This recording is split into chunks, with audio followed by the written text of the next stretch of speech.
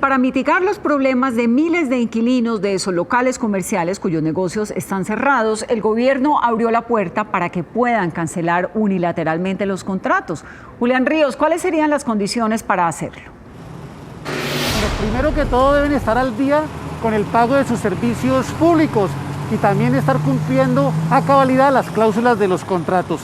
Cobija bares como estos que están ubicados aquí en el sector del barrio Las Ferias, en el occidente de Bogotá.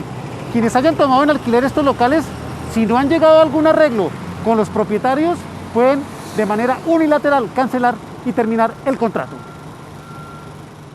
El nuevo decreto beneficia a los inquilinos de locales comerciales que desde el 1 de junio siguen sin posibilidad de reabrir al público, como ocurre con bares, discotecas, billares, casinos, bingos, terminales de juego, gimnasios, piscinas, spa, saunas, turcos, balnearios, canchas deportivas y otros. Estamos viendo es que hay unos sectores específicos que necesitan un acompañamiento mayor porque como resultado de las normas de orden público van a tener seguramente reapertura más adelante. Aunque el gobierno sigue promoviendo que se busque primero un acuerdo entre las partes, la nueva salida que da este nuevo decreto es que estos arrendatarios podrán terminar de manera unilateral el contrato del local.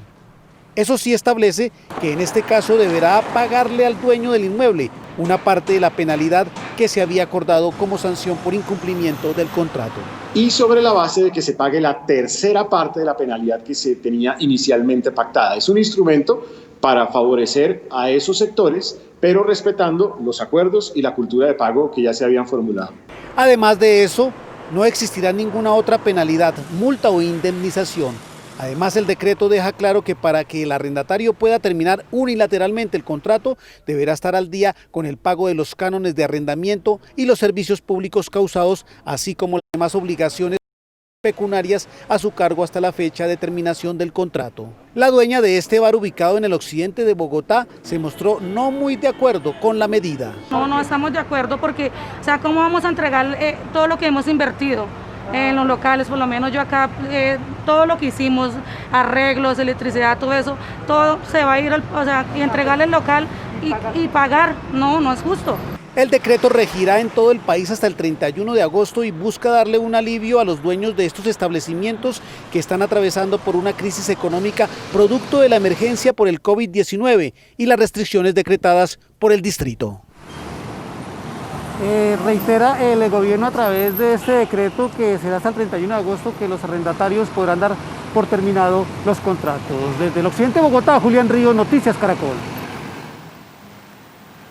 Julián, y tras los decretos que fijan medidas excepcionales en las relaciones entre trabajadores y empleadores, pues surgieron muchas dudas de cómo aplicar esas normas y cómo poder acceder a esas ayudas que fueron anunciadas. En el siguiente informe les explicamos.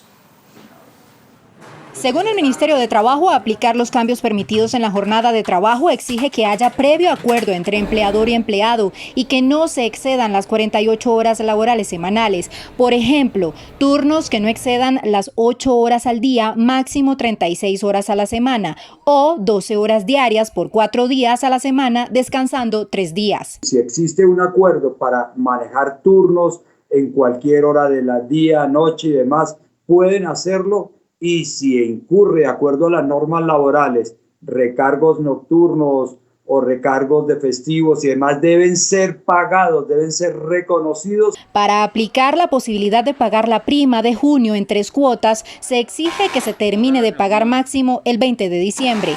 Si la empresa tiene dificultades económicas para pagar la prima, el gobierno le ayuda con 220.000 pesos por cada trabajador que gane entre 800.000 y 1 millón de pesos. Para acceder a este beneficio, la empresa debe haberse constituido antes del 1 de enero de este año, tener registro mercantil, tener más de 3 empleados y certificar que se redujeron sus ingresos en más de 20% durante la emergencia sanitaria. El auxilio de prima debe ser trasladado al trabajador, lo que beneficiará a 4.200.000 trabajadores. Este pago del subsidio a la prima se debe tramitar a partir del 1 de julio. Porque necesitamos que los trabajadores estén activos el 30 de junio.